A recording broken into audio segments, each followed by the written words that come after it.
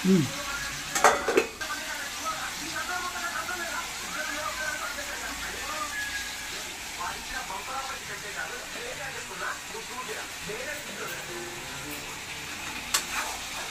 కడాయి తీసుకోవాలా, కడాయిలో నూనె పోసుకోవాలా ఫ్రెండ్స్. కింద గ్యాస్ మాత్రం మంట వెలిగించేది మాత్రం మర్చిపోదండి.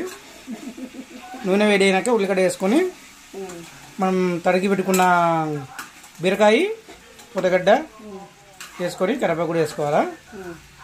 అది కొంచెం మగ్గిన తర్వాత పసుపు వేసుకోండి, సాల్ట్ కూడా వేసుకోండి, తగినంత వేసుకోండి. నేను ఎక్కువ తింటా కాబట్టి కొంచెం ఎక్కువ వేసుకుంటున్నాను, మీరు చూస్ చేసుకోండి. ఇలా కలుపుకోవాలన్నమాట, లేకపోతే మాడిపోతాయి. మంట స్లిమ్లో పెట్టుకోండి, బాగా మొక్కుతాయి. ఇలా మూత పెట్టుకోండి. ఇంట్లో మిక్సీలు ఉండొచ్చు, గ్రైండర్లు ఉండొచ్చు, కానీ గ్లాసుల్లో ఎల్లిపాయ కొత్తిమీర దంచుకుంటే వచ్చే టేస్ట్ చాలా అద్భుతంగా ఉంటుంది ఫ్రెండ్స్. అల్లం పేస్ట్ ఈ విధంగా వేసుకోవాలి ఫ్రెండ్స్. నీళ్ళు పోసుకొని నీళ్ళతో టిట్టాని కొంచెం కొంచెం ఉంటుంది కదా, అంత తెల్ల పోసుకొని గంటతో కలుపుకోవాలి.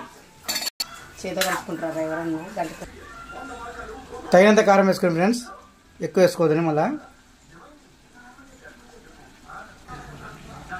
టమాటా వేసుకోండి ఫ్రెండ్స్. టమాటా వేసుకొని ఈ విధంగా కలుపుకోండి. బాగా మగ్గిన తర్వాత కూర రెడీ.